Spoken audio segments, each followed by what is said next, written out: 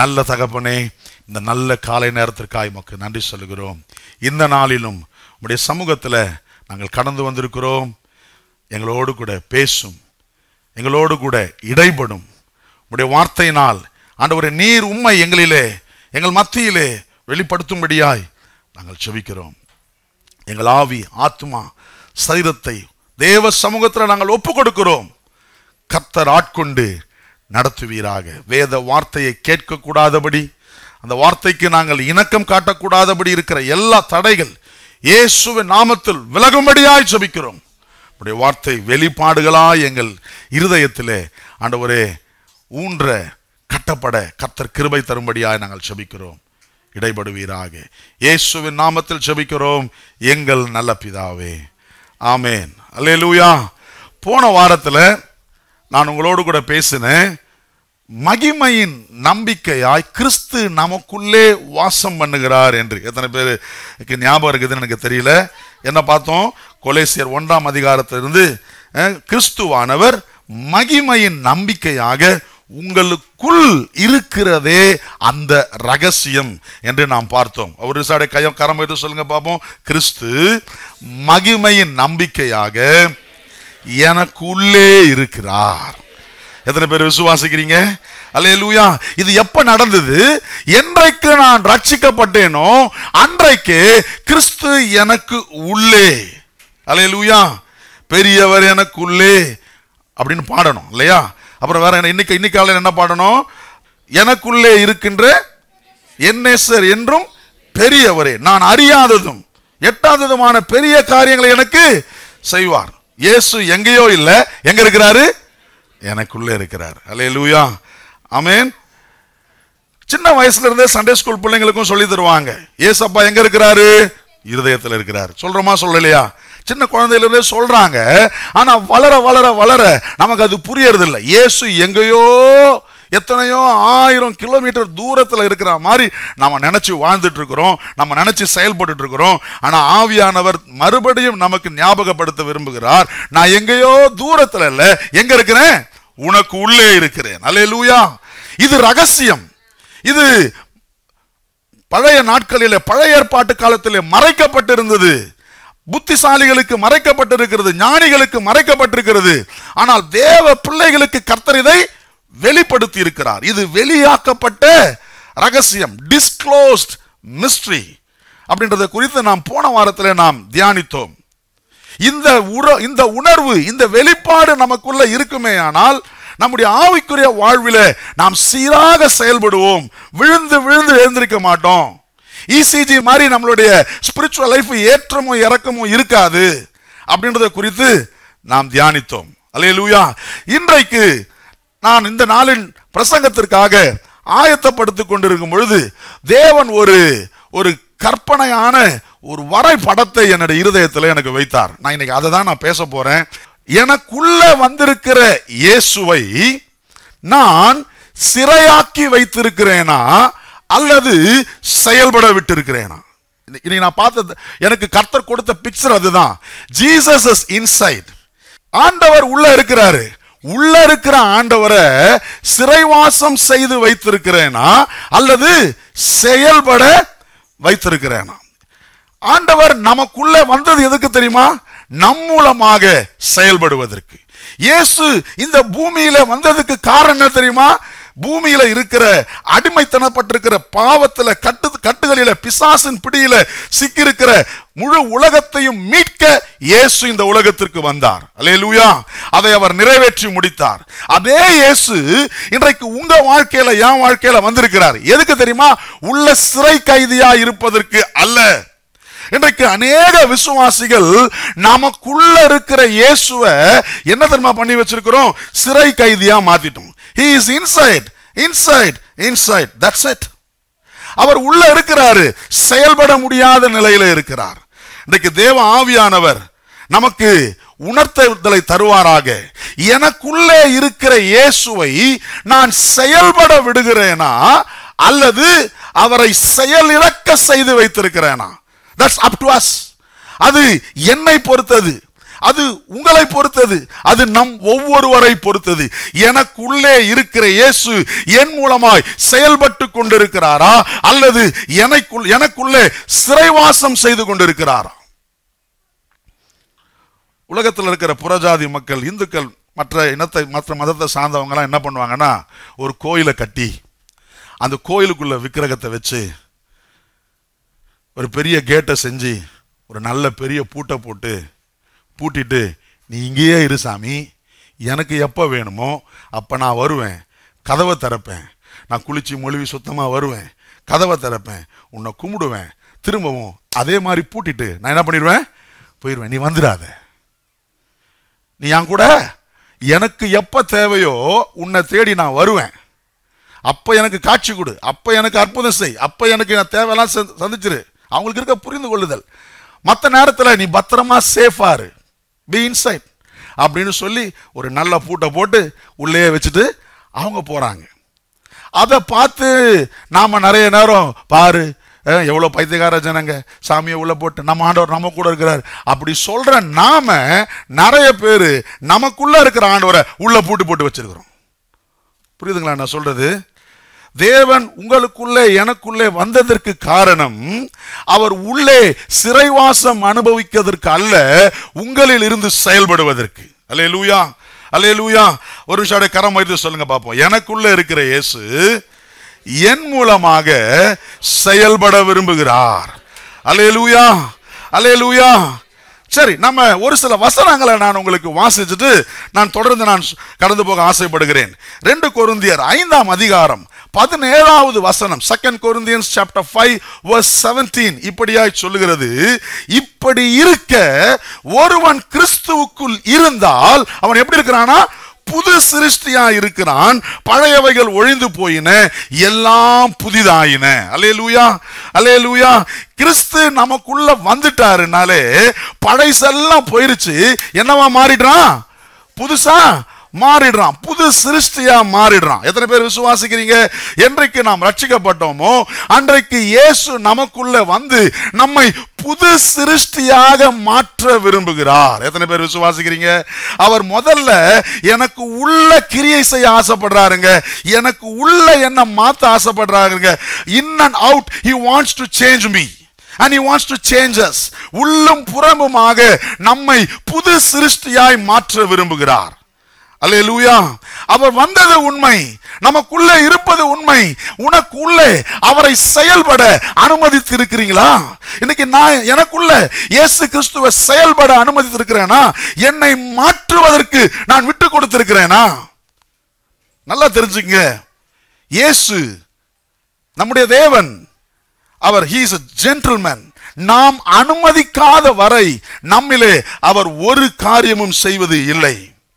அல்லேலூயா. அவர் எந்த காரியத்தை செய்யணும்னாலும் நாம என்ன பண்ணி ஆகணும், அவருக்கு இடம் கொடுத்தாக வேண்டும், நாம் நம்மை விட்டு கொடுத்தாக வேண்டும், நாம் அனுமதித்தாக வேண்டும். அதனால நமக்குள்ளே ஒரு புது சிருஷ்டி உருவாவதற்கு கர்த்தர் ஆவலோடு எதிர்பார்த்து கொண்டிருக்கிறார்.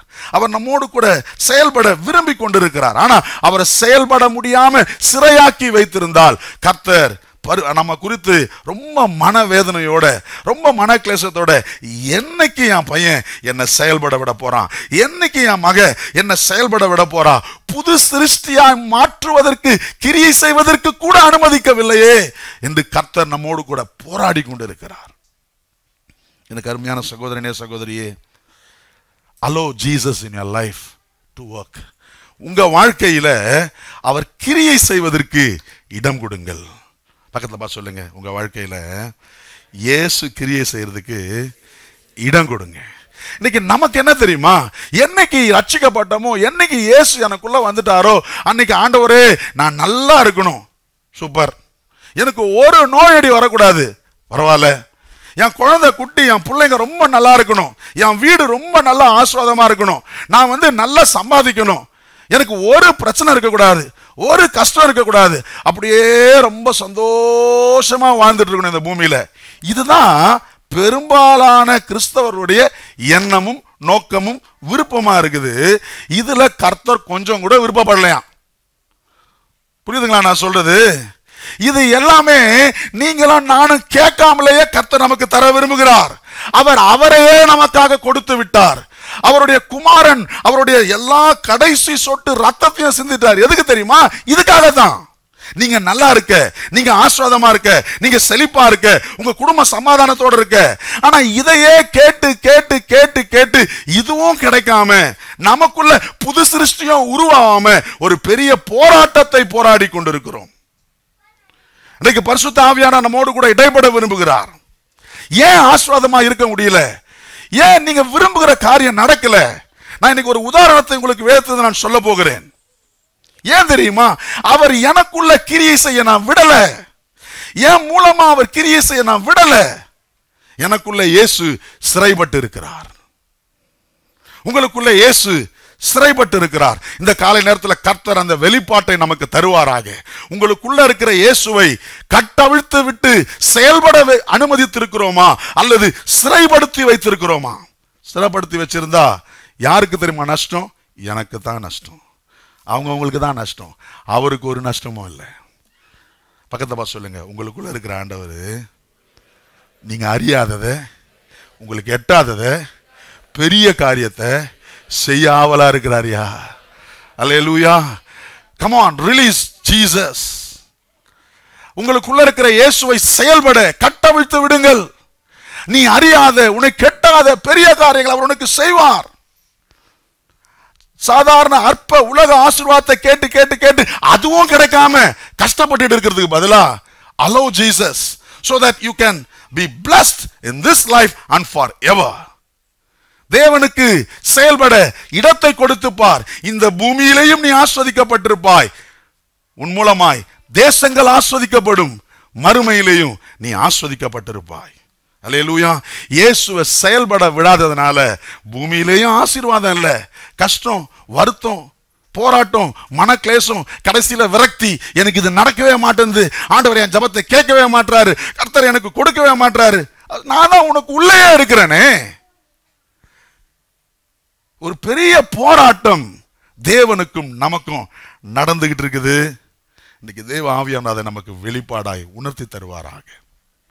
அல்லேலூயா.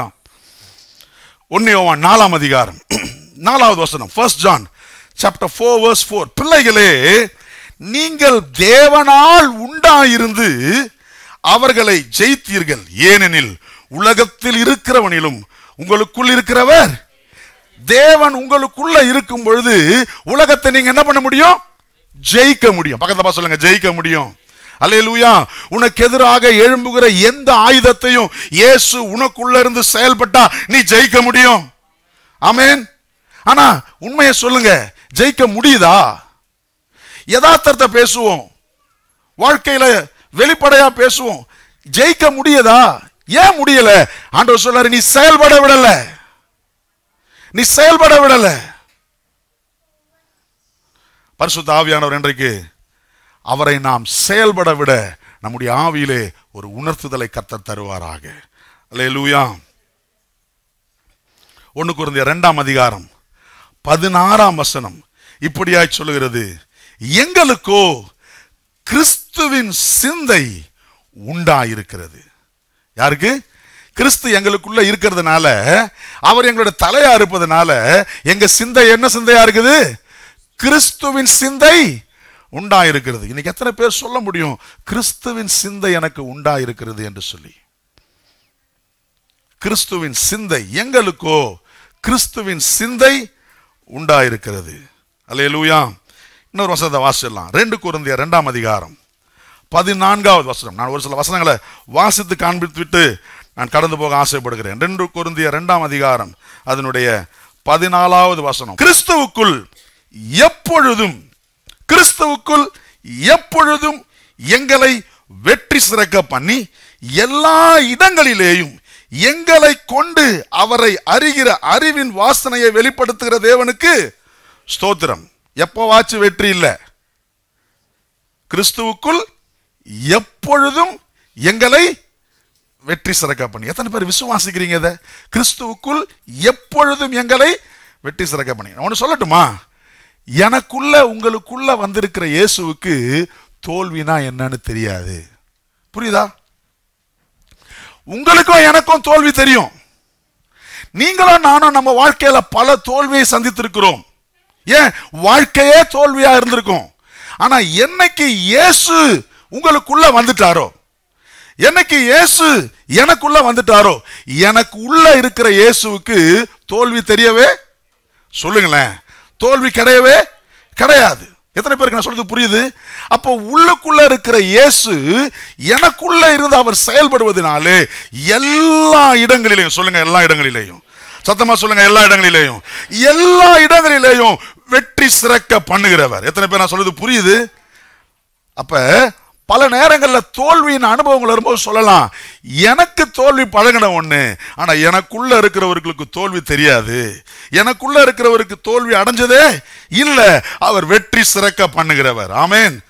அந்த இயேசு, உள்ளுக்குள்ள இருக்கிற இயேசுவை செயல்பட விடுவோம், நம்முடைய வாழ்வில நிச்சயம் எல்லா இடங்களிலேயும் வெற்றி சிறக்க பண்ணி அவரை அறிகிற அறிவின் வாசனையை கர்த்தர் நம்மை கொண்டு வெளிப்படுத்துவார். எத்தனை பேர் நான் சொல்றது புரியுது?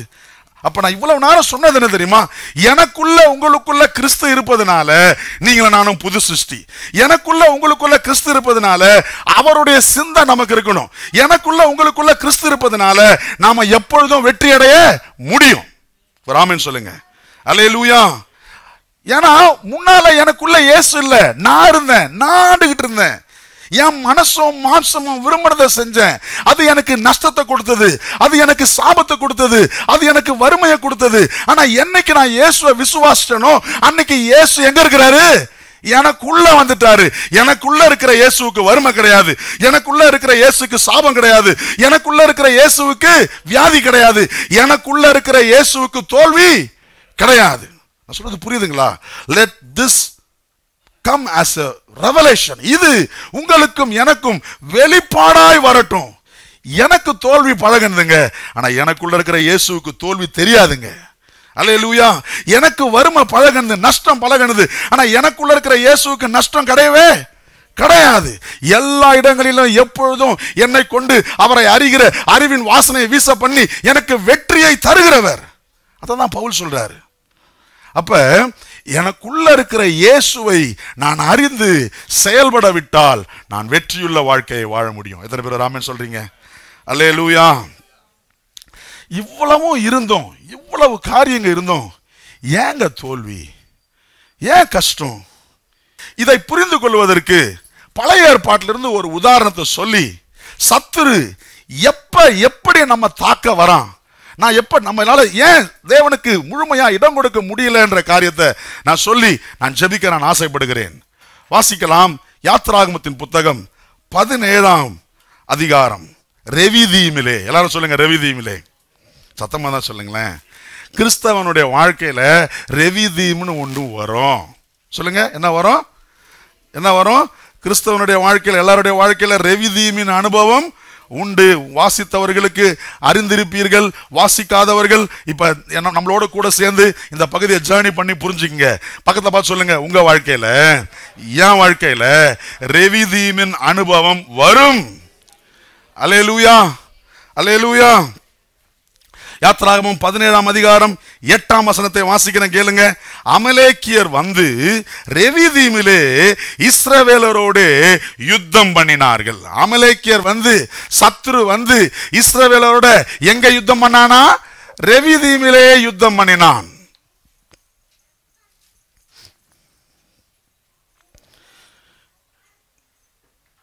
பல ஆண்டுகளாக அடிமையா இருந்தவர்கள் இஸ்ரவேலர்கள். அவருடைய கூக்குரலை கேட்டு, கொஞ்சம் அப்படியே அந்த ஹிஸ்டரியை கொஞ்சம் லைட்டா பார்த்துட்டு வந்துருவோம். கர்த்தர் அவர்களை கூக்குரலை கேட்டு மோசேவை அனுப்பி அவர்களை விடுதலை ஆக்குகிறார். மோசே மூலமாக விடுதலை பயணம் மேற்கொண்டு 13ஆம் அதிகாரம், யாத்ராகமம் 13ஆம் அதிகாரத்துல வெளியில வராங்க. 14ஆம் அதிகாரம் செங்கடல் அவர்களுக்கு தடையா இருந்து செங்கடலை பிளக்கிறதுக்கு கர்த்தர் உதவி செய்து அந்த செங்கடலை கடந்து இஸ்ரவேல் ஜனங்க வராங்க. 15ஆம் அதிகாரம் ஒரே துதி ஸ்தோத்திரம் பாட்டு. அவங்க வெளியில வரும்பொழுதே மேகஸ்தம்பமும் அக்னிஸ்தம்பமும் கர்த்தர் அவர்களுக்கு என்ன பண்றாரு? வாக்கு பண்றாரு. நல்லா கவனிங்களேன், தேவன் அவர்களோட ராத்திரி பகல் இருக்கிறாருங்க. இன்னைக்கு நமக்கு உள்ள இருக்கிறாருன்னு சொன்ன பாத்தீங்களா? பழைய ஏற்பாட்டுல அவர் மேக ஸ்தம்பமாக, அக்னி ஸ்தம்பமாக தேவன் அவர்களோடு எப்ப இருக்கிறாரு? Night and day he is with them. இன்னைக்கும் ஆண்டவர் உங்களோட என்னோட ராத்திரி பகலா நமக்குள்ள இருக்கிறார். அப்ப அவங்களுக்கும் நமக்கும் பெரிய வித்தியாசம் இல்லை. இன்ஃபேக்ட் அவங்க கண்கூடாய் பார்த்தார்கள். அவங்க என்ன பண்ணாங்க? கண்கூடாய் அந்த மேக ஸ்தம்பத்தையும் அந்த அக்னி ஸ்தம்பத்தையும் அவங்க பார்த்தாங்க. நாம பார்க்கல. விசுவாசித்து வாழ்கிறவர்கள், அவர்கள் தரிசித்து வாழ்கிறவர்கள், நாம விசுவாசித்து வாழ்றோம். நம்ம இன்னும் பாக்கியவான்கள். சரி, கண்கூடாய் தேவனை கண்டார்கள். எப்படி? மேக ஸ்தம்பமாக, அக்னி ஸ்தம்பமாக அவர்களோட கூட இருக்கிறாரு. அடுத்தது என்ன தெரியுமா? செங்கடல் எதிர்த்து நின்ற பொழுது அற்புதத்தை செய்து கர்த்தர் அவர்களை வெளியில கொண்டு வராரு. பார்க்கறாங்க, தேவனுடைய மகிமையின் கரத்தை பார்க்கறாங்க. 15ஆம் அதிகாரம் ஒரே ஆர்ப்பரிப்பு. அதுக்கப்புறம் சாப்பாடு இல்ல. 16ஆம் அதிகாரத்துல மாறான் வந்துருது. 16ஆம் அதிகாரத்துல சாப்பாடு இல்லை. இப்ப சாப்பாடு வேணும். ஆண்டவர் அற்புதமா பரலோகத்திலிருந்து மன்னாவை பொழிகிறார், வனாந்திரத்திலிருந்து காடைகளை தருகிறார். இப்ப தேவனை பார்த்து தேவனிடத்திலிருந்து நன்மைகளை அனுபவித்தவர்கள், சொல்லலாமா? தேவனை உணர்ந்து தேவ நன்மையை அனுபவித்தவர்கள் இஸ்ரவேலர்கள். எத்தனை பேர் சொல்ல முடியும்? நானும் தேவனை உணர்ந்து தேவ நன்மை அனுபவிச்சிருக்கிறவன் சொல்றேன். ஒரு அலையில சொல்லுங்க பாப்போம். அல்லேலூயா. அதே சேம். அவங்களுக்கும் நமக்கும் பெருசா வித்தியாசம் இல்லை. சரிங்களா? இப்ப ரெவிதியும் வருது. சொல்லுங்க, ரெவிதியும் வருது. 17ஆம் அதிகாரம் வாசிக்கலாமா? பின்பு இஸ்ரவேல் புத்திரராகிய சபையார் எல்லாரும் கர்த்தருடைய கட்டளையின்படியே சீன் வனாந்திரத்திலிருந்து புறப்பட்டு பிரயாணம் பண்ணி ரெவிதீமிலே பாளையம் இறங்கினார்கள். அங்கே ஜனங்களுக்கு குடிக்க தண்ணீர் இல்லாதிருந்தது. இவங்க நினைச்சது நடக்கல, இவங்க எதிர்பார்த்தது கிடைக்கல. இவங்க நினைச்சாங்க, ரெவிதீம்ல எனக்கு பிரச்சனையே இருக்காது, மாறாவின் தண்ணீரை மதுரமா மாத்தின ஆண்டவர் எனக்கு ரெவிதீம்லையும் என் தேவையெல்லாம் சந்திச்சு என்னை ரொம்ப அழகா வச்சிருப்பாரு அப்படின்னு தான் நினைச்சாங்க. ஆனா அவங்க நினைப்பு ரெவிதீம்ல நிறைவேறல. நான் உங்களுக்கு சொல்லட்டும், இந்த பூமி வாழ்க்கையில வாழும் பொழுது பல நேரங்களில நாம் நினைக்கிறவைகள் நமக்கு நடக்காது, நமக்கு கிடைக்காது. நாம் தேவனை சார்ந்து இருக்க வேண்டிய சூழ்நிலைகள் வரும். இன்னைக்கு மனுஷனுடைய நினைப்பு என்ன தெரியுமா? எனக்கு எல்லாம் பர்ஃபெக்டா கிடைச்சிடணும், எனக்கு ஆரோக்கியம் இருக்கணும், எனக்கு ஆசீர்வாதம் இருக்கணும், எனக்கு செழிப்பு இருக்கணும், எனக்கு அந்தஸ்து இருக்கணும், எல்லாம் எனக்கு பர்ஃபெக்டா இருந்துடணும். நான் சொல்லட்டுமா? எல்லாம் பர்ஃபெக்டா இருந்தா எங்க இருந்து கர்த்தரை தேட போறீங்க? எங்க இருந்து கர்த்தரை சார்ந்து இருக்க போறீங்க? தேவன் நாம் எப்பொழுதும் அவரை சார்ந்து இருக்க வேண்டும் என்று விரும்புகிறார். அல்லேலூயா. அதனாலதான் இயேசு ஜெபிக்க கற்றுக் கொடுக்கும் போது சொன்னாரு, அன்றன்றுள்ள அப்பத்தை இன்று எங்களுக்கு என்ன தெரியுமா? சிம்பிளா, ஒவ்வொரு நாளும் சாப்பிடுற சாப்பாடை கூட அவரை சார்ந்து இருக்க வேண்டும் என்று கர்த்தர் விரும்புகிறார். எத்தனை பேர் நான் சொல்றது புரியுது? ஆனா நாம என்ன திரும்ப நினைக்கிறோம்? எல்லாமே எனக்கு பெர்ஃபெக்ட்டா இருந்துடணும், so I don't want to depend God. ஆனா தேவன் என்ன நினைக்கிறார் தெரியுமா? உன் வாழ்க்கையில ஒரு சில காலங்கள் வரும், உன் வாழ்க்கையில ஒரு சில சூழ்நிலைகள் வரும், நீ எதிர்பார்த்தது நடக்காது. ஏன் தெரியுமா? என்னை சார்ந்து கொள்ள வேண்டும், நீ என்னை தேட வேண்டும், என்னிடத்துல கேட்கணும். எத்தனை பேருக்கு புரியுது நான் சொல்றது? பல நேரங்களில் there will be some lackness. நாம் நினைத்தது நடக்காமல் நாம் ஏங்குகிற தவிக்கிற காலங்கள் வரும். ஆனா அந்த நேரத்தில் அந்த ரெவிதீம்ல நாம என்ன செய்யறோம்ன்றது தான் முக்கியம். புரியுதுங்களா? எல்லாருடைய வாழ்க்கையிலும் ரெவிதீமின் அனுபவம் வரும். தண்ணீர் இல்லாமல் சுற்றுகிற, தண்ணீர் இல்லாமல் அலைகிற, தண்ணீர் இல்லாமல் தேடுகிற ஒரு காலம் வரும், வந்துத்தான் ஆகும். ஆனா அப்படி வரும் பொழுது நான் என்ன செய்யறேன்றதுல தான் எனக்கு பதில் இருக்குது. அல்லேலூயா சொல்லுங்க. அல்லேலூயா. இன்னைக்கு நாம நினைக்கிறது என்ன தெரியுமா? ஆண்டவரே, நான் உண்மை ஏற்றுக்கொண்டேன், எனக்கு தண்ணி கஷ்டமே வந்துடக்கூடாது, எனக்கு எந்த கஷ்டம் வந்துடக்கூடாது. இல்லப்பா, கஷ்டம் வரும். கஷ்டம் வரும் பொழுது கர்த்தர் உன்னை காப்பாற்ற அவரை சார்ந்து கொண்டா உனக்கு உதவி செய்வார். அல்லேலூயா. இப்ப என்ன செய்யறாங்க இஸ்ரவேல் ஜனங்க? அதை நம்ம பார்க்க போறோம். என்ன ஆகுது பாருங்க. அப்பொழுது 2ஆம் வசனம் வாசிக்கலாமா? 2ஆம் வசனம் சேர்ந்து வாசிப்போமா? அப்பொழுது யாத்திராகமம் 17ஆம் அதிகாரம் 2ஆம் வசனம். அப்பொழுது ஜனங்கள் மோசேயோட, ஆஹா, அடப்பாவீங்களா, கர்த்தர் உங்களை விடுதலை ஆக்கினாரா இல்லையா? 10 வாதைய கொடுத்தாரு, ஒன்னும் அணுகல. அதுலலாம் கர்த்தர் காப்பாத்தினாரா இல்லையா? சத்தமா சொல்லுங்க, காப்பாத்தினாரு. சரி, அடிமைத்தனத்தில் இருந்த பல 100 ஆண்டுகளாக அடிமைத்தனத்தில் இருந்த உங்களை விடுதலையாக்கி கர்த்தர் பாலும் தேனும் ஓடுற தேசத்தை கொடுப்பேன்னு சொல்லி தகுதியே இல்லாத இருந்த உனக்கு ஒரு பெரிய வாய்ப்பை உன் கண்ணு முன்னால காட்டி உன்னை கொண்டு போறாரு. கொண்டு போகும்போது என்ன தெரியுமா, ஒரு பெரிய தடை இருந்தது. அந்த தடை என்ன பண்ணாரு? நீ பிரயாசப்படாமையே மாத்தினாரு. செங்கடல் ஒரு பெரிய தடை இருந்தது, கர்த்தர் அழகா அற்புதமா மாத்தினாரா இல்லையா? சத்தமா தான் சொல்லுங்களேன். வனாந்திரத்துல வயிறு நிறைய சாப்பாடு கொடுத்தாரா இல்லையா? சொல்லுங்க. நீ கறிக்கு ஆசைப்பட்ட, அப்ப உன் மூக்குல வர அளவுக்கு வயிறு நிரம்பி கழுத்து நிரம்பி மூக்குல வர அளவுக்கு கறி கொடுத்தாரா இல்லையா? கொடுத்தாரு. இவ்வளவும் வாங்கின நீ வாதாடலாமா? கேளுங்க, பக்கத்துல பார்த்து கேளுங்க. இவ்வளவும் அனுபவிச்சு நீ ரெவிதீம்ல வாதாடலாமா? இன்னைக்கு நம்ம நிலைமை அதுதாங்க. ரெவிதீம் நான் இன்னைக்கு தீர்க்கதரிசனமா சொல்றேன், இதுக்கு பெரிய தீர்க்கதரிசனம் தேவையில்லை. ரெவிதீம் எல்லாருக்கும் உண்டு, எப்பொழுதும் உண்டு, எல்லா வருஷமும் உண்டு. தண்ணி கிடைக்காம, காசு இல்லாம கஷ்டப்படுற, ஏதோ ஒரு தேவையில கைய பசைற, ஏதோ ஒரு கஷ்டத்துல என்ன செய்யறதுன்னு தெரியாம நிக்கிற நேரம் எல்லாருக்கும் உண்டு. உலகத்தில் உங்களுக்கு உபத்திரமும் உண்டு, ஆனாலும் திடன் கொள்ளுங்கள், நான் உலகத்தை ரெவிதீம் எனக்கு உண்டு, ரெவிதீம் உங்களுக்கு உண்டு. ஆனா ரெவிதீம்ல நான் என்ன ரியாக்ட் பண்றேன்றதுதான் முக்கியம். அதுதான் எனக்கு பிளஸ்ஸிங்கா இல்ல கர்ஸான்னு புரிய வைக்கும். அல்லேலூயா. சரி, இவங்க என்ன பண்ணாங்க பாருங்க, வாதாடி அப்புறம் நாங்கள் குடிக்கிறதற்கு எங்களுக்கு தண்ணீர் தர வேண்டும் என்றார்கள். அதற்கு மோசே, என்னோட ஏன் வாதாடுகிறீர்கள்? கர்த்தரை ஏன் என்ன பார்க்கறாங்களா இவங்க? ஏற்கனவே இவ்வளவு அற்புதம் பண்ணாரா பண்ணலையா? சொல்லுங்க, கொஞ்சம் யோசிச்சு பாருங்க. இவங்கள நிறைய அற்புதம் பண்ணி கொண்டு வந்திருக்கிறாரு. இப்ப ரெவிதீம் வந்த உடனே வாதாடுறது, அப்புறம் என்னவா, என்ன பரீட்சை பார்த்தாங்க? வாசிக்கலாமா? 7ஆம் வசனம் வாசிங்க. இஸ்ரவேல் புத்திரர் வாதாடினது நிமித்தமும் என்ன பரீட்சையா? கர்த்தர் எங்கள் நடுவில் இருக்கிறாரா இல்லையா என்று அவர்கள் கர்த்தரை, இவங்க பார்த்த பரீட்சை என்ன தெரியுமா? அவர் எங்களோட இருக்கிறாரா இல்லையா எங்களுக்கு இப்ப தெரியணும். ஆண்டவரே, இந்த பிரச்சனையில நீங்க என்னோட இருக்கிறீங்களா இல்லையா எனக்கு தெரியணும். ஆண்டவரே, இந்த கஷ்டம் எனக்கு இருக்குது, நீங்க இருக்கிறீங்களா இல்லையா எனக்கு தெரியணும். ஆண்டவர் சொல்வார், அட மண்டு, நான் தான் உன் கூடவே இருக்கிறேனே. அக்கினி ஸ்தம்பம் எங்க இருக்குது? அங்கதானே இருக்குது. மேக ஸ்தம்பம் எங்க இருக்குது? அங்கதானே இருக்குது. நான் உன் கூட இருக்கும் பொழுதே இருக்கிறியான்னு கேட்கறீங்க. இன்னைக்கு எத்தனை பேர் ஜெபம் பண்றோம்ல, எவ்வளவோ அற்புதத்தை ஆண்டுகிட்ட பெற்றுட்டவங்க ஆண்டவர் பார்த்து, ஆண்டவரே எங்க போயிட்டீங்கப்பா, எங்க என் வாழ்க்கையில இருக்கிறீங்களா? ஆண்டவர், உன் கூட தான் இருக்கிறேன், உனக்குள்ளதான் இருக்கிறேன். ரெவிதீம்ல ஒழுங்காயிரு, ரெவிதீமை கரெக்டா ஹேண்டில் பண்ணு, ரெவிதீமை கரெக்டா மேனேஜ் பண்ணு. இவங்க வாதாடுறாங்க, இவங்க பரீட்சை பார்க்கறாங்க. என்ன பத்தி? கர்த்தர் எங்களோடு இருக்கிறாரா இல்லையான்னு இப்ப எனக்கு தெரியணும். சர்ச்சுக்கு ஒழுங்கா வர்றேன், காணிக்க ஒழுங்கா போடுறேன், கர்த்தர் என் கூட இருக்கிறாரா இல்லையா எனக்கு தெரியணும். எதுக்கு இந்த வாதாடல்? எதுக்கு இந்த போராட்டம்? உன் கூட தானே இருக்கிறேன். ரெவிதீம் வருதா, அதை மேனேஜ் பண்ண பழகணும். சரி, தொடர்ந்து வாசிப்போம். 3ஆம் வசனம். வாதாடினாங்க, பரீட்சை பார்த்தாங்க. 3ஆம் வசனம்.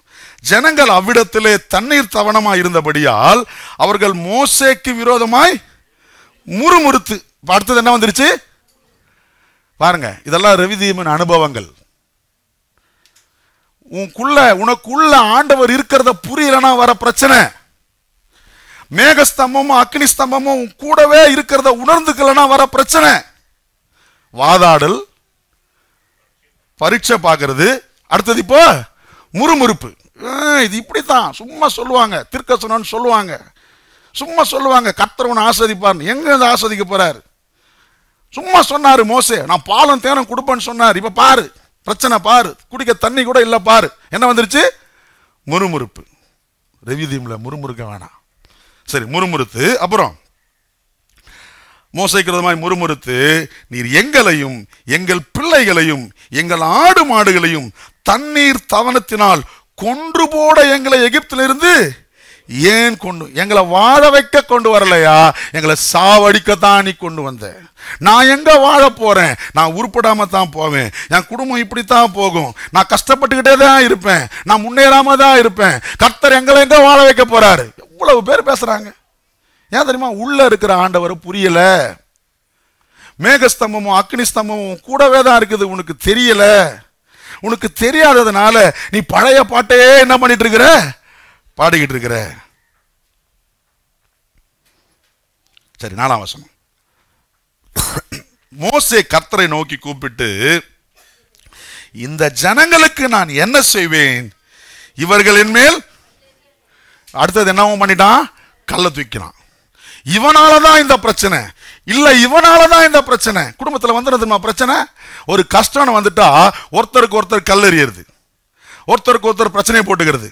இந்த இடத்துல தான் இந்த பிரச்சனை, இந்த சர்ச்சில் தான் இந்த பிரச்சனை, இந்த பாஸ்டர் தான் பிரச்சனை, இல்ல இந்த சகோதரன் தான் பிரச்சனை, இவங்க தான், என் மனைவி தான் பிரச்சனை, என் பையன் தான் பிரச்சனை, என் பொண்ணு தான் பிரச்சனை, என் பொண்டாட்டி தான் பிரச்சனை. கல்லு ரெவியூ கரெக்டா ஹேண்டில் பண்ணுங்க. கல்லெறிய துவங்கினார்கள். சோ கர்த்தர் கூட இருக்கிறத புரிஞ்சுக்கிட்டு நடக்கலன்னா இதெல்லாம் வரும். வாதாடுறது வரும், பரீட்சை பார்க்கறது வரும், முறுமுறுப்பு வரும், கல்லெறியறது வரும். எங்க இதெல்லாம் எங்க நடக்கும்? சத்தமா சொல்லுங்களேன். ரெவிதீமில் நடக்கும். ரெவிதீம் எல்லாருக்கும் உண்டா? எல்லாருக்கும் உண்டு. இஸ்ரவேல் ஜனங்க தான் இப்படி பண்ணாங்க. ஆனா மோசே அப்படி பண்ணல. இதே ரெவிதீம்ல தானே மோசையா இருக்கிறான். சத்தமா தான் சொல்லுங்களேன். அதே ரெவிதீம்ல தான் யாரும் இருக்கிறா? மோசையா இருக்கிறாரு. இன்ஃபேக்ட் ஜனங்களுக்கு அவங்க பிரச்சனை, ஆனா மோசேக்கு 30 லட்சம் பேர் பிரச்சனை. ஆனா அதே இடத்துல தானே அவரும் இருக்கிறாரு. ஆனா மோசேக்கு தெரியும், கர்த்தர் என் கூட இருக்கிறார். அல்லேலூயா. பக்கத்தை பார்த்து சொல்லுங்க, உங்க ரெவிதீம்ல கர்த்தர் உங்க கூட இருக்கிறாருன்றது தெரிஞ்சிருச்சுன்னா, கர்த்தர் உங்களிருந்து செயல்பட விரும்புறாருன்றது தெரிஞ்சிருச்சுன்னா சொல்லுங்களேன். கர்த்தர் உங்களிலிருந்து செயல்பட விரும்புறாருன்றது தெரிஞ்சிருச்சுன்னா நீ வாதாட மாட்ட, நீ பரீட்சை பார்க்க மாட்ட, நீ முறுமுறுக்க மாட்ட, நீ கல்லெறிய மாட்ட, நீ கரெக்டா இருப்ப. அல்லேலூயா, அல்லேலூயா.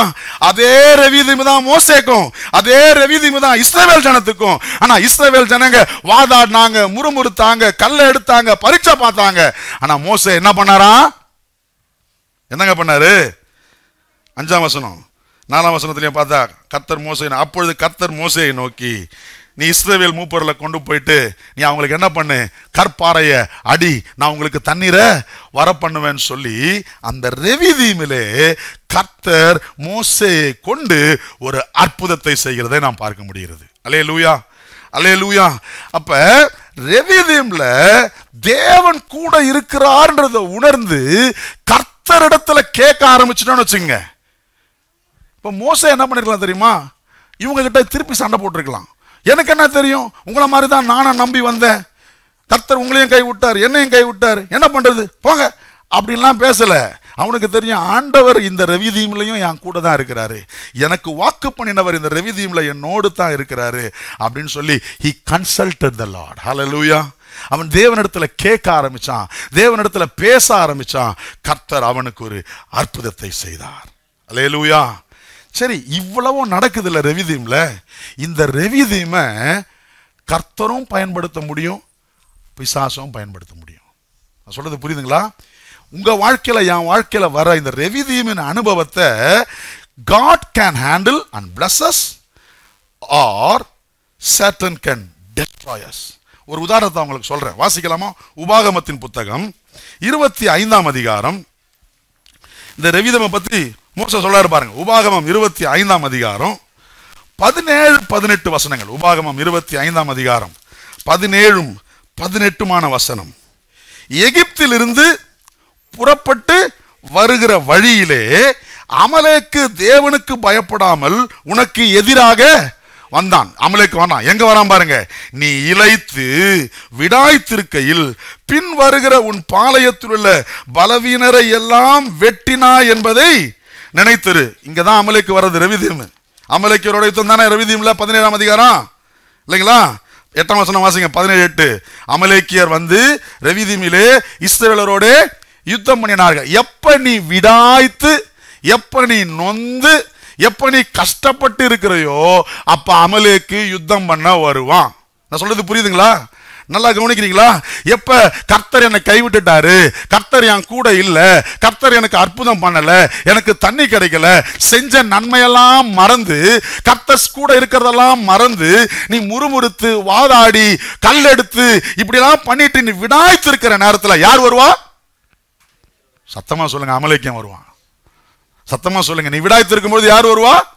அமலேக்கியம் வருவான். ஏன்னா அமலேக்கியம் எப்படா உன்னை அடிக்கலான்னு பார்த்துட்டு இருக்கிறான். நீ ஸ்ட்ராங்கா இருக்கும் போது உன்னை அடிக்க முடியாது. உனக்குள்ள ஆண்டவர் இருக்கிறார் என்றதை நீ அறிந்து செயல்படும் பொழுது சத்துரு உன்னை தொடவே முடியாது. பிசாசு உங்க மேல கை போடவே முடியாது. ஏன் தெரியுமா? அவனுக்கு தெரியும் உங்களுக்குள்ள இருக்கிறவரு பெரியவர். எந்த பிரச்சனையும் உங்க வாழ்க்கையில கொடுக்க முடியாது. ஏன்னா உனக்கு உள்ள இருக்கிற உன்னை தொட்டா அவர் கண்மணியை தொட்டுட்டான்னு அவருக்கு தெரியும். புரியுதுங்களா? அப்ப சத்துரு பார்த்துக்கிட்டே இருப்பான். ரெவிதீம்ல இவன் எப்படிடா ஹேண்டில் பண்றான்? ரெவிதீம்ல முறுமுறுத்து வாதாடி கல்லை எடுத்து விடாய்த்து அப்படியே பாளையத்துல பின்னணியில வரும் பொழுது அமலேக்கு உன்னோடு யுத்தம் பண்ண வருவான். நல்லா கவனிக்கிறீங்களா? இன்னைக்கு நிறைய நேரம் பிசாசு உங்களையும் எங்க தெரியுமா கவுக்குறான்? ரெவிதீம்ல நீங்க ஸ்ட்ராங்கா இருக்கும் போது இல்லைங்க, நீங்க கர்த்தர் உங்க கூட இருக்கிறாரு, என் கூட இருக்கிறான்னு புரிஞ்சு நம்ம செயல்படும் போது இல்லை, என்னோடு கூட தேவன் இருக்கிறாரோ, அவர் என்னோடு கூட இருக்கிறாரோ, அவருடைய அற்புதங்கள் எங்க அப்படின்னு கேள்விக்குறியோட சந்தேகத்தோட விடாய்த்து இருக்கிற நேரத்துல அமலேக்கியன் யுத்தம் பண்ண வந்துருவான். அதனாலதான் ரெவிதீம்ல விடாய்க்கிறதுக்கு இடம் கொடுக்கவே கூடாது. எப்ப உனக்குள்ள ஒரு முறுமுறுப்பு, எப்ப உனக்குள்ள ஒரு வாதாடுதல், எப்ப உனக்குள்ள கல்லெறிகிற தன்மை வருதோ அப்ப நல்லா தெரிஞ்சுக்கணும் யார் வரா. சத்தமா சொல்லுங்க, யார் வரா? சத்தமா சொல்லுங்க, யார் வரா? அமலேக்கியன் வருவான், யுத்தம் பண்ண வருவான், உன்னை விடத்தல்ல வருவான், உன்னை தொடர்ந்து முன்னேற போகாம இருக்கிறதுக்கு, வாக்கு பண்ணப்பட்ட தேசத்துக்கு போகாம இருக்க அவன் சான்ஸ் பார்த்துக்கிட்டே இருப்பான். அமலேக்கிய எங்க வரல? 15ஆம் அதிகாரத்துல வரல. செங்கடலை தாண்டி பாட்டு பாடினாங்க தெரியுமா? அல்லேலூயா துதி மகிமை பாடினாங்களே. அப்போ அமலேக்கியன் வரமாட்டான். ஏன்னா அவனுக்கு தெரியும் இப்ப நீ ஸ்ட்ராங்கா இருக்கிற, கர்த்தர் உன் கூட இருக்கிறாருன்றதை உணர்ந்து இருக்கிற. அமலேக்கியன் வரவே மாட்டான், பதுங்கி இருப்பான். எப்ப நீ வீக் ஆகுறையோ, எப்ப பரீட்சை பார்க்கிறையோ, எப்ப உனக்குள்ள சோறு வருதோ, எப்ப கர்த்தர் கூட இருக்கிறாரா இல்லையான்னு டவுட் வருதோ அப்ப வருவான் அமலேக்கியன் பட்டயத்தை எடுத்துக்கிட்டு. அல்லேலூயா. நல்லா கவனிங்க. சரி, அமலேக்கியம் வந்துட்டானா, உங்களை எதிர்க்க அமலேக்கியம் வந்துட்டானா, இதையும் ரெண்டு விதமா ஹேண்டில் பண்ண முடியும். மோசே என்ன பண்றாரு பார்த்தீங்களா? மோசே யுத்தம் பண்ண மலை உச்சிக்கு ஏறுகிறார். இந்த 17ஆம் அதிகாரத்தை தொடர்ந்து நீங்க வாசி பார்த்தீங்கன்னா, யாத்திராகமம் 17ஆம் அதிகாரத்துல என்ன நடக்குது பாருங்க. அமலேக்கியன் வந்தான். 9ஆம் வசனம். அப்பொழுது மோசே யோசுவாவை நோக்கி, நீ நமக்காக மனிதரை தெரிந்து கொண்டு புறப்பட்டு அமலேக்கோட யுத்தம் பண்ண நாளைக்கு நான் மலை உச்சியில் தேவனுடைய கோலை என் கையில் பிடித்து கொண்டு நிற்பேன். நீ யுத்தம் பண்ணு, ஆனா நான் எங்க நிற்பேன்? மலை உச்சியில கர்த்தர் எனக்கு கொடுத்த கோல், அதிகாரம், அந்த அதிகாரத்தை பிடித்து கொண்டு நான் எங்க நிற்பேன்? மலை உச்சியில நிற்பேன். நல்லா கவனிங்க, நமக்கு தெரிஞ்சிருக்கும், வாசிக்க நேரம் இல்லை. நீ ஜெயிக்கிறதும் யோசுவா ஜெயிக்கிறதும் ஜெயிக்காததும் யோசுவா போடுற சண்டையில இல்லைங்க. நல்லா புரியுதுங்களா? யோசுவா ஜெயிப்பதும் ஜெயிக்காததும் யோசுவாவும் அவனுடைய யுத்த வீரர்களும் போடுற சண்டையில இல்ல, மலை உச்சியில ஒருத்தன் கோலை பிடிச்சிருக்கிறான் பாத்தீங்களா, அங்க இருக்குது. உங்க வாழ்க்கையில வர போராட்டம், ஒரு பிரச்சனை, அமலேக்கியம் வந்து சண்டை போடும் போதெல்லாம் நீங்க போடுற சண்டையில கிடையாது. நல்லா தெரிஞ்சுங்க, நீங்க அவங்களோட வாதாடுறதுல கிடையாது. உங்க பண கஷ்டத்துக்காக நீங்க ஓவர் டைம் எக்ஸ்ட்ரா ஒர்க் பண்ணி சம்பாதிக்கிறதுனால அந்த பிரச்சனை நீங்க போறது இல்ல. உங்க கடன் பிரச்சனை உங்களால, உங்க ஞானத்தினால, உங்க சாதுரியத்தினால சரியாக போறது இல்ல. நோ, நீ போடுற ஃபைட்னால உன்னால ஜெயிக்க முடியாது. பக்கத்தை பார்த்து சொல்லுங்க, அமலேக்கியனோட நேரடி யுத்தத்துல உன்னால ஜெயிக்க முடியாது, ஜெயிக்க முடியாது. அவன் கரெக்டா ரெவிதீம்ல தான் வருவான். நீ விடாய்த்து, நீ சோர்ந்து சந்தேகத்தில் இருக்கும்போது தான் வருவான். ஆனா அந்த நேரத்துல மோசே நீ என்ன பண்ணு? மலை உச்சிக்கு ஏறு. ராமன் சொல்லுங்க. சத்தமா சொல்லுங்க, எங்க ஏறு? மலை உச்சிக்கு ஏறு. உனக்கு கர்த்தர் கொடுத்திருக்கிற அபிஷேகத்தை பிடித்து நில். உனக்கு கர்த்தர் கொடுத்திருக்கிற அதிகாரத்தை பிடித்து நில். தமிழ்ல ஒரு பழமொழி இருக்குது, எரிகிறத இழுத்தா கொதிக்கிறது தானா அடங்கிடும். நீ மலை உச்சியில ஆவிக்குரிய மண்டலத்துல நீ யுத்தம் பண்ண ஆரம்பிச்சுட்டேன்னு வச்சுக்க, உன்னை தாக்க வர அமலேக்கு அங்கங்க பட்டு விழுவான். எத்தனை பேர் நான் சொல்றது புரியுது? இன்னைக்கு நிறைய நேரம் நம்ம என்ன பண்றோம், எம்மான் எனக்கு நீதான் பிரச்சனை, இம்மான நான் அடிக்கிறேன் பாரு, அவனை இல்லாம ஆக்கிறேன் பாரு, அவனை கவுத்துறேன் பாரு, அவனை அப்படி பண்ணிடுறான் பாரு, இப்படி பண்ணிடுறான் பாரு. யாரை டார்கெட் பண்றான்? பிரச்சனையை டார்கெட் பண்றோம். யாரை டார்கெட் பண்றோம்? கடன் கடன் கடன் கடன் கடன் கடன் கடன் பிரஷர் ஏறி போகுது. கடன் கடன் கடன் கடனுக்காக அதை பண்ணு, கடனுக்காக இதை பண்ணு, கடனுக்காக கஞ்சப்படுத்து, கடனுக்காக கஞ்சி சாப்பிடு, கடனுக்காக ஓவர் டைம் பாரு, கடனுக்காக 4 வேலை, கடனுக்காக 5 வேலை. நீ யுத்தம் பண்ணி ஒன்னும் கிழிக்க போறது இல்லை. புரியுதா நான் சொல்றது? புரியுதுங்களா? புரியுதுங்களா? நீ என்ன பண்ணு, மலை உச்சிக்கு ஏறு, உன் கோலை பிடிச்சிட்டு நில்லு. அல்லேலூயா சொல்லுங்க, அல்லேலூயா சொல்லுங்க. நீ ராம் முழுவதும் கோலை பிடித்து நிற்பானையானால், நீ பகல் முழுவதும் உன் கோலை பிடித்து நிற்கும் பொழுது அங்க பள்ளத்தாக்குல வெற்றி தானா உண்டாகும். சொல்லுங்க, மலை உச்சிக்கு ஏறனா, சத்தமா சொல்லுங்க, மலை உச்சிக்கு ஏறனா ரெவிதீம்ல, சொல்லுங்க ரெவிதீம்ல நீ மலை உச்சியில ஏறி உன் கோலை பிடிச்சிட்டு நின்னா பள்ளத்தாக்குல வெற்றி தானா வரும். அல்லேலூயா. ஏன் தெரியுமா? உனக்குள்ளே இயேசு இருக்கிறார். அல்லேலூயா. பெரியவர் எனக்குள்ளே, மிகவும் பெரியவர் எனக்குள்ளே. நான் சண்டை போடாமலே எனக்கு ஜெயத்தை கொடுக்க முடியும் அவரால. அல்லேலூயா சொல்லுங்க, அல்லேலூயா சொல்லுங்க, சத்தமா சொல்லுங்க, அல்லேலூயா. அப்ப ரெவிதீம் வரும். ரெவிதீம்ல மோசேய போல செயல்படுறோமா இல்ல இஸ்ரவேலை போல செயல்படுறோமான்றத யார் சாய்ஸுங்க? புரியுதுங்களா? யாரோட விருப்பம்? நம்ம விருப்பம் தான். மோசே தனக்குள்ள இருக்கிற, தன்னோடு கூட இருக்கிற தேவனை செயல்படுத்தினான், கட்டவிழ்த்து விட்டான். He released the God in him. அவன் மூலமாய் கர்த்தர் செயல்பட அவன் அனுமதித்தான். நான் சொல்றது புரியுதுங்களா? தயவு செய்து புரிஞ்சுங்க. மோசேக்கும் அதே பிரச்சனை தான், இஸ்ரவேல் ஜன 30 லட்சம் புருஷருக்கும் அதே பிரச்சனை தான். ஆனா மோசே என்ன பண்ணான் தெரியுமா? தன்னோடு கூட இருக்கிற வாக்கு பண்ணப்பட்ட தேவனை செயல்பட விட்டான். சொல்லுங்க, என்ன பண்ண விட்டான்? ஆனா இவங்க, அவரு தான் இல்லவே இல்லையா கூட, அவர் எங்கேயோ போயிட்டாரு, அவர் கை விட்டுட்டாரு, அவர் அப்படி பண்ணிட்டாரு, இப்படி பண்ணிட்டாரு, முறுமுறுப்பு, வாக்குவாதம், அது இது விடாய்த்து போயிருக்கிறதுனால சண்டை. இன்னைக்கு நான் உங்களை பார்த்து சொல்லட்டுமா, நம்முடைய வாழ்க்கையில ரெவிதீம் நிறைய வருது, நிறைய வரும். இந்த வருகின்ற ரெவிதீம்லாம் பெரியவர் எனக்குள்ள இருக்கிறாருன்றதை புரிஞ்சுக்கிட்டீங்கன்னா நீங்க ஜெயிப்பீங்க, நீங்க ஜெயிப்பீங்க. பக்கத்துல சொல்லுங்க, பெரியவர் உங்களுக்குள்ள இருக்கிறாருன்றதை புரிஞ்சுக்கிட்டா, அவரை செயல்பட விட்டுட்டா நீங்க ஜெயிப்பீங்கய்யா, நீங்க ஜெயிப்பீங்கம்மா. அல்லேலூயா, அல்லேலூயா. அவர்கிட்ட கேட்குமா, அவர் சொல்லுவாரு, சிம்பிளான்னு சொல்லுவார். பிரச்சனை நேரத்துல நல்லா கவனிங்க, அற்புதம் நடக்கணுமா, அவர்கிட்ட கேட்கணும், நான் என்ன செய்யணும் ஆண்டவரே. நிறைய நேரம் நம்ம பிரச்சனை என்ன தெரியுமா, ஆண்டவரே ஒரு அற்புதத்தை செய்யும், ஒரு அற்புதத்தை செய்யும், ஒரு அற்புதத்தை செய்யும். அப்படி செய்யன்றதுக்கு பதிலா நான் என்ன செய்யணும், இந்த பிரச்சனையில நான் என்ன செய்யணும் ஆண்டவரேன்னு கேட்கணும். மோசஸ் தான் கேட்கிறார், என்ன பண்றது? பழைய பிரச்சனையில ஆண்டவர் சொன்னாரு, ஒரு மரத்தை காட்டாரு, வெட்டி போடு.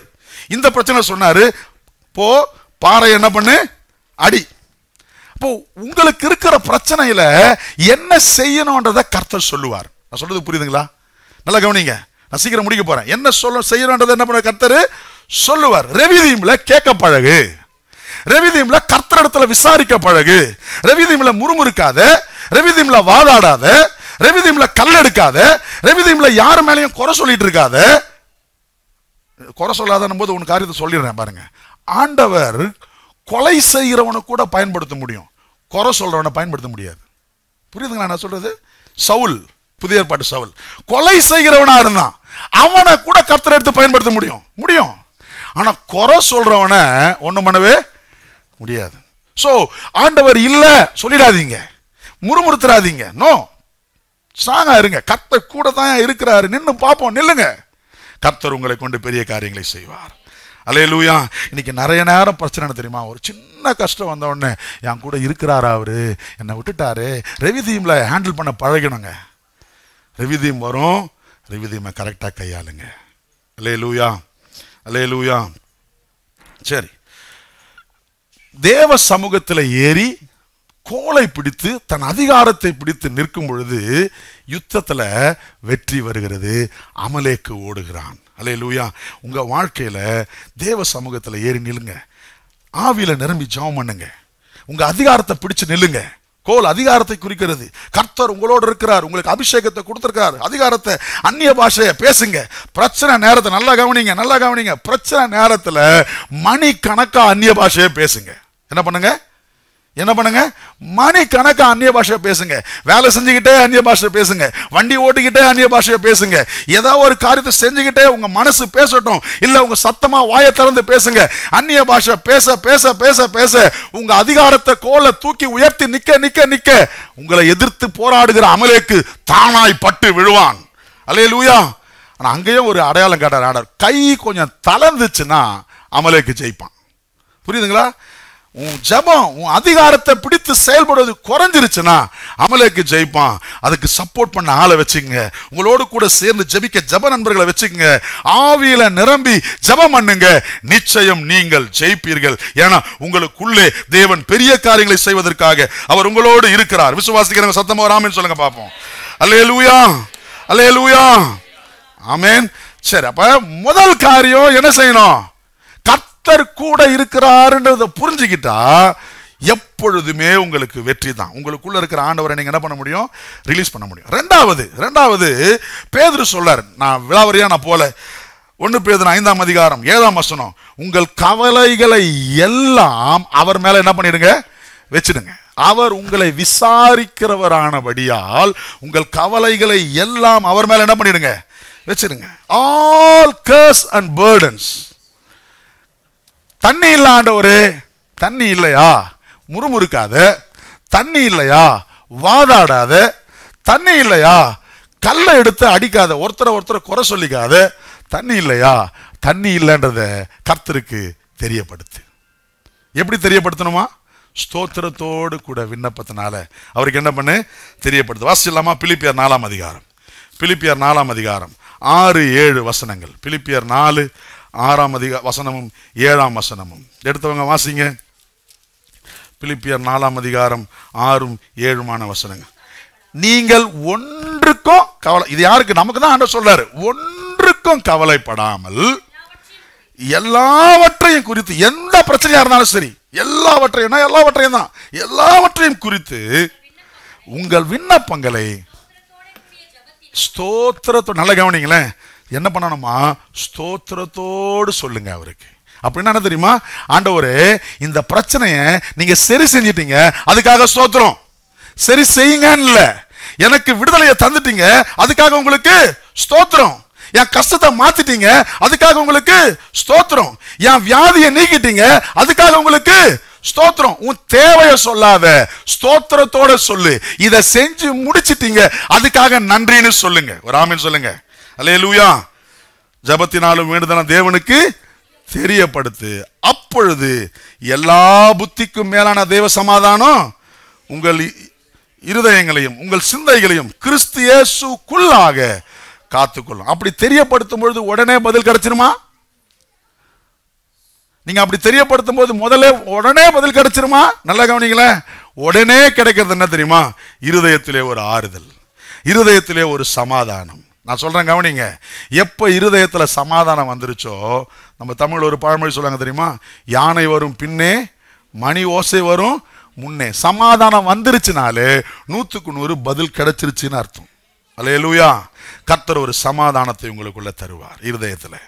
அப்ப எல்லாவற்றையும் அவருக்கு ஒன்னும் கவலைப்படாத, எல்லாத்தையும் அவருக்கு என்ன பண்ணு? ஸ்தோத்திரத்தோட. இன்னைக்கு நம்ம கொஞ்சம் ஜெபத்தை மாத்தனங்க, ஜெப மெத்தட கொஞ்சம் மாத்தனங்க.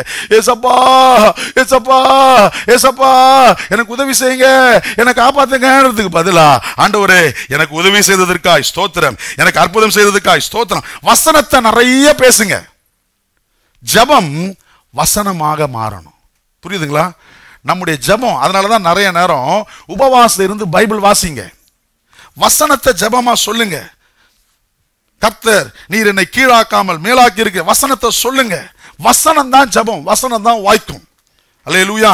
நாம சொந்த காரியத்தை பேசினா அது அழுகையா இருக்கும். ஜெபம் தேவையை சார்ந்ததாக இருக்கும். துதி தேவையை சந்திக்கிறவரை சார்ந்ததாக இருக்கும். நான் சொல்றது புரியுதா? ஜெபம் எதை சார்ந்ததா இருக்கும்? என் நீட சார்ந்ததாகவே இருக்கும். ஆண்டவரே எனக்கு இது வேணும் அது வேணும். ஆனா நன்றி சொல்லி பாருங்க, யார் அதுக்கு உதவி செய்கிறாரோ அவரை சார்ந்ததாக இருக்கும். அதனால அவருக்கு எல்லாவற்றையும் ஸ்தோத்திரத்தோட தெரியப்படுத்து. நீங்க கொடுத்துட்டீங்க, ஸ்தோத்திரம். அற்புதம் செஞ்சிட்டீங்க, ஸ்தோத்திரம். வியாதியை நீக்கிட்டீங்க, ஸ்தோத்திரம். உங்களுடைய தழும்புகளால் நான் குணமானேன், ஸ்தோத்திரம். நான் கீழாகாமல் மேலாவேன், ஸ்தோத்திரம். என் பிள்ளைகள் எல்லாம் ரட்சிக்கப்பட்டிருக்கிறாங்க, ஸ்தோத்திரம். எப்போ பிள்ளைங்க ரட்சிக்கப்படாமல் இருக்கும்போதே சொல்லுங்க, ஸ்தோத்திரத்தோட அவருக்கு தெரியப்படுத்துங்க. ஆண்டவரே என் பிள்ளைகளை ரட்சிக்கப்பட வைக்க போறதுக்காக நன்றி அப்பா. ஆண்டவரே எனக்கு சொந்த வீடை தரப்போறதுக்காக நன்றி ஆண்டவரே. ஆண்டவரே எனக்கு சொந்த வாகனத்தை தரீங்க, நன்றி சொல்லுங்க. தேவை தேவைன்னு சொல்லாதீங்க.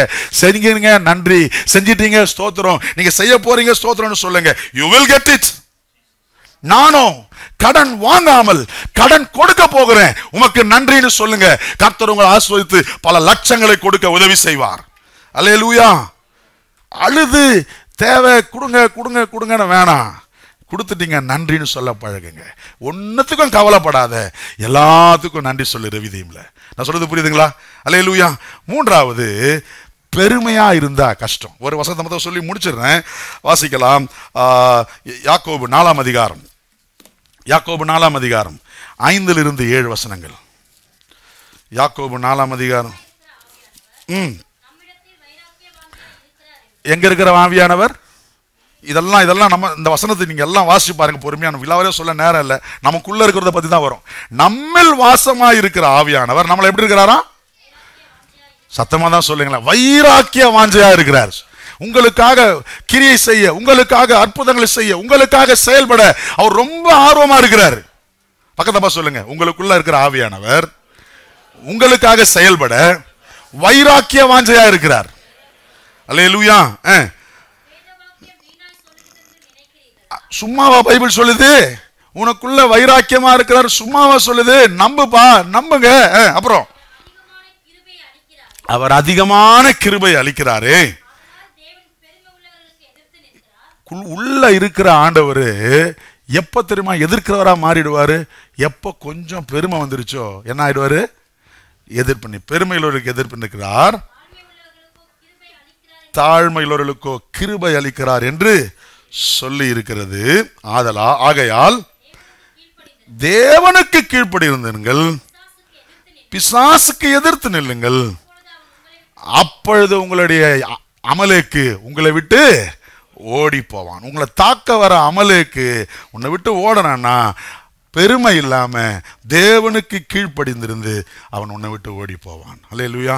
இன்னைக்கு நிறைய நேரம் தேவன் நம்மை உயர்த்த வேண்டிய நிலைக்கு உயர்த்த முடியாததற்கு காரணம் தெரியுமா?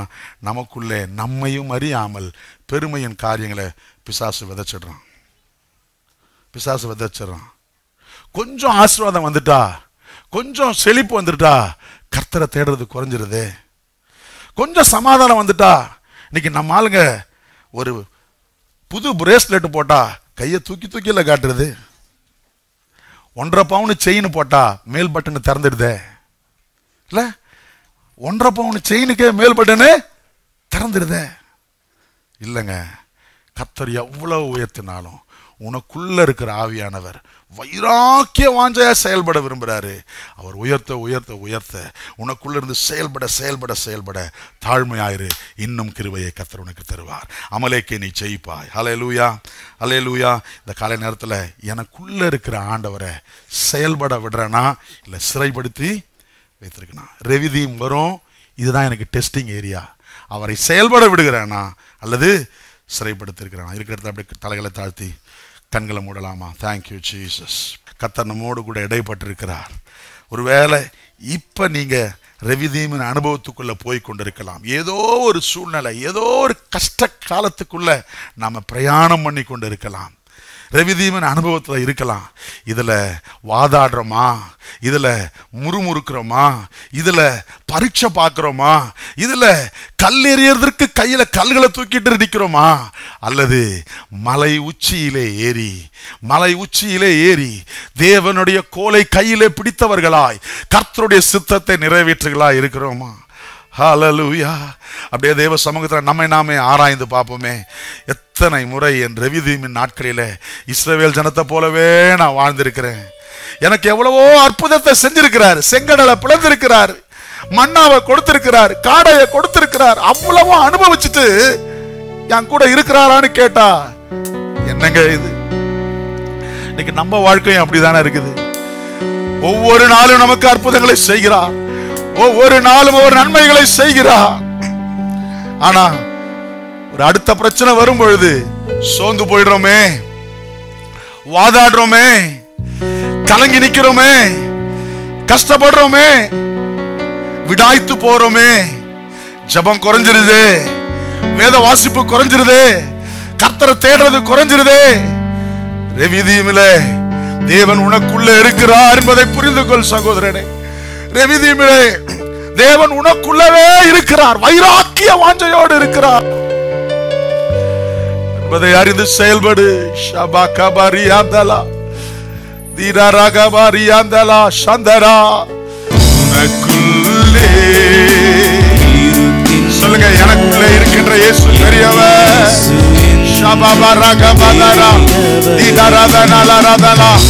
அமலேக்கை மேற்கொள்ள அதிகாரத்தை தருகிறவர், வைராக்கிய வாஞ்சையாய் செயல்பட்டு கொண்டிருக்கிறார். திரும்ப சொல்லும், நம்பிக்கையில்லா நிலையானதோ விசுவாசம் குறைவானதோ,